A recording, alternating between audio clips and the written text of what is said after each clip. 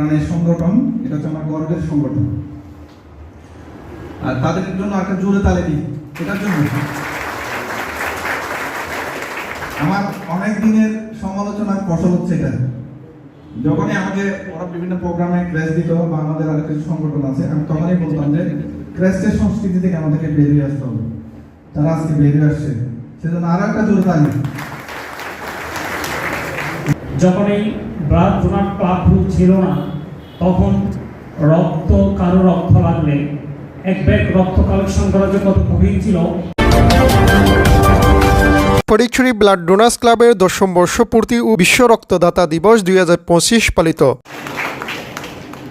14 June শনিবার ফটিকছড়ি উপজেলা শহীদ শফিকুর নূর মওলা বীর প্রতীক মিলনায়তনে ফটিকছড়ি ব্লাড ডোনার্স ক্লাবের 10ম বর্ষপূর্তি ও বিশ্ব রক্তদাতা 2025 দিবসে ফটিকছড়ি ব্লাড ডোনার্স ক্লাবের অ্যাডমিন আব্দুল্লাহ ইমন চৌধুরীর সভাপতিত্বে এবং ফারুক চৌধুরী ফয়সালের সঞ্চালনায় প্রধান অতিথি ছিলেন ফটিকছড়ি উপজেলার সহকারী কমিশনার ভূমি নজরুল ইসলাম। উদ্বোধক ছিলেন Moulvibazar Barlekha senior judicial magistrate Mohammad Ziaul Haque. সংবর্ধিত অতিথি ছিলেন কুমিল্লা বিশ্ববিদ্যালয়ের সহযোগী অধ্যাপক ডক্টর মোহাম্মদ মইনুল হাসান। মুখ্য আলোচক ছিলেন ফটিকছড়ি উপজেলা স্বাস্থ্য কমপ্লেক্সের কনসালট্যান্ট ডাক্তার মোহাম্মদ জয়নাল আবেদিন মুহুরী। বিশেষ অতিথি ছিলেন সৈয়দ মোহাম্মদ মাসুদ, ডাক্তার মোহাম্মদ সুলাইমান, রাজীব আচার্য, তানবীর আহমেদ সিদ্দিকী, লায়ন ধনঞ্জয় বড়ুয়া, রুবেল সহ প্রমুখ উপস্থিত ছিলেন। মাসের 7 তারিখ আমার ভাই রোড অ্যাক্সিডেন্টে ইন্তেকাল করেছেন এবং সবাই অবগত।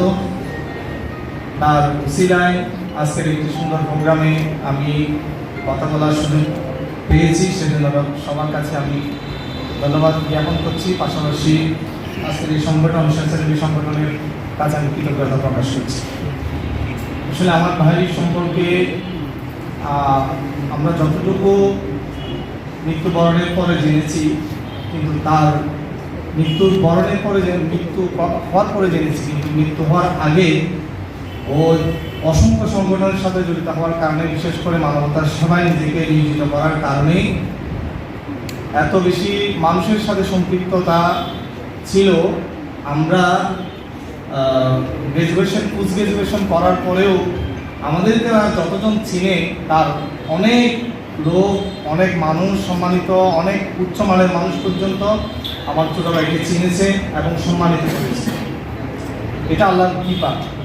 কিন্তু এটা আসলে বলবো মানে একটু নিজেকে আশ্বস্ত করা যায়, কিন্তু এরপরও নিজের খুব প্রিয় ভাই, আমাদের সকলের ছোট ভাই, 3 ভাই 1 বোনের মধ্যে আমার ভাই সবার ছোট, যার কারণে আমরা পারিবারিক ফাইন্যান্সিয়ালি যেভাবে একটা ভাই পরিবারে সাপোর্ট দেওয়া দরকার, ওই ধরনের কোনো সাপোর্টের জন্য আমরা কখনো প্রেশার ক্রিয়েট করি নাই।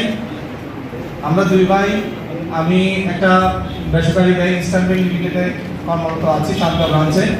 পাশাপাশি আমার ইমিডিয়েট যে ছোটো ভাই মেজো ভাই আছেন, উনি আপনার বাংলাদেশ নিরাপত্তা পরিষদ NSI-তে হেড অফিসে জব করছেন, কর্মরত আছেন অফিসার হিসেবে। পাশাপাশি আমার ছোট বোন ও ফ্যামিলি সহ এখানে বসবাস করছেন। সব মিলিয়ে আলহামদুলিল্লাহ, আল্লাহর বিশেষ মেহেরবানি, আপনাদের দোয়ায় আমরা স্বাবলম্বী আলহামদুলিল্লাহ। এরপরও কিন্তু আমার ছোট ভাইকে ফাইন্যান্সিয়ালি পরিবারকে সাপোর্ট দেওয়ার জন্য ওভাবে আমরা কোনো প্রেশার ক্রিয়েট করি নাই, শুধু মানবতার সেবায় এবং নিজেকে এত নিয়োজিত করতো। আমরা ছোট ভাই হিসেবে কখনো ওনাকে মানে একটা পরিবারকে গাইড করে, যেহেতু খারাপ কাজে যাচ্ছে না, কখনো এই জীবনে তার 27-28 বছরের জীবনে আমরা কোনো মানুষের পক্ষ থেকে এই বয়সের একটা ছেলের কোনো একটা অভিযোগ আসা পরিবারে ওই ধরনের কখনো পাই নাই। সেই সুবাদে আমরা যেহেতু ভালো কাজে আছে, কখনো আমরা তাকে বাধাও দিই নাই, তো উৎসাহিত করেছি এবং নিজেদেরকেও অনার ফিল করতাম। এলাকার অনেক মানুষ এসে বলতো এই ছেলেটার জন্য আজকে উপকার পেয়েছি, এটাই নিজেকে অনার ফিল করতাম। তো সবার কাছে আমি দোয়া প্রার্থনা করছি আমার ভাইয়ের জন্য। ফটিকছড়ি তথা চট্টগ্রামে নিরলসভাবে কাজ করে যাচ্ছে। যখন এই ব্লাড ডোনার ক্লাব ছিল না, তখন কারো রক্ত লাগলে এক ব্যাগ রক্ত কালেকশন করা যে কত কঠিন ছিল। আজকে থেকে 10-12 বছর আগে আমরা বিভিন্ন রোগীদের জন্য যখন রক্ত কালেকশন করতে গিয়েছি, তখন সেটার বিশাল একটা ব্যাগ পেয়েছি। আলহামদুলিল্লাহ, আমি নিজেও ব্লাড ডোনার্সের মাধ্যমে উপকৃত এবং আমি অসংখ্য জনকে এই ব্লাড ডোনার্সের মাধ্যমে উপকার করার সুযোগ পেয়েছি। আমি যখন ফরিদপুরে আসি, পোস্টিং হয়, আমি এই উপজেলা স্বাস্থ্য কমপ্লেক্সে মেডিকেল অফিসার হিসেবে যেহেতু কাজ করতাম, আমাদের ইমার্জেন্সিতেও আমার কাজ করতে হয়। এই যে অনেকগুলো রুগী আসে রক্ত শূন্যতা নিয়ে, তো আমার আবার মা শিশু হাসপাতালে থাকা অবস্থায় আমি থ্যালাসেমিয়া রোগ নিয়ে কাজ করার একটা সুযোগ হয়েছিল। সেটা হচ্ছে বাংলাদেশ নৌ বাহিনীর ওখানে সপ্তাহে একদিন করে আমি ওখানে যেতাম। অবতারণা করলাম এই কারণে যে আমাদের মুখ্য আলোচক মহোদয় বলেছিলেন যে আমরা যে প্রেস্টের সংস্কৃতি থেকে বের হয়ে আসার একটা ব্যাপার, কিন্তু শেষ পর্যন্ত দেখলাম যে আসলে আমরা প্রেস্টের সংস্কৃতি থেকে বের হতে পারিনি। মানে কেন বলছি, আমি একটা অনধিকার চর্চা হয়ে গেল, আমি যে জিনিসটা বলি, এইসব অর্গানাইজেশনগুলো মেইনলি চলে কি আমাদের মানে নিজেদের পকেটের টাকা দিয়ে আমরা কন্ট্রিবিউট করি, অথবা আমাদের যারা মানবিক মানুষজন আছে তারা কন্ট্রিবিউট করে। আমি মনে করি এইসব প্রোগ্রামে আমরা যারা আসি, আমরা কিছু নিয়ে যাওয়ার থেকে কিছু যদি দিয়ে যেতে পারি তাহলে সেটা ভালো হয় বেশি।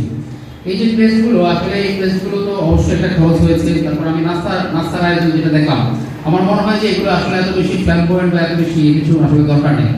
আমরা যে এসেছি, আমি মনে করি যে আমাদেরকে সবচেয়ে বড় সম্মান দিয়েছেন আমাদেরকে দাওয়াত দিয়ে। তো সুতরাং আমি মনে করবো, যদি অন্যদিকের চেষ্টা, আমি আশা করি যে আপনারা কিছু মনে করবেন না, জাস্ট একটা অনুরোধ। পরবর্তীতে আমরা এই জিনিসগুলো, যে আমাকে যে এই জিনিসটা আমি পেয়েছি, এটা আমার কাছে মনে হয়েছে যে আমি যে মানে যে এই সংগঠনটাকে যে মনে রাখার জন্য এটাই যথেষ্ট। আমার আর যে প্রেস বা অন্য যে ব্যাপারগুলো আছে এগুলো না হলেও আসলে আমার কাছে মনে হয় যে এনাফ হয়ে যেত। তারপর আমি তাই বলি যে আমি সম্মানিত বোধ করিনি, অবশ্যই সম্মানিত বোধ করেছি, বাট আমরা চিন্তা করতে পারি যে এই পরিবর্তনগুলো আমরা আসতে পারি। আমাদের সরকারি প্রোগ্রামগুলোতে প্রচুর প্রেস থাকে, আমি নিজে মনে করি যে প্রেসের চেয়ে বই দেওয়াটা বেশি আসলে মানে আমি কি মনে করি যে ফলপ্রসূ হয়।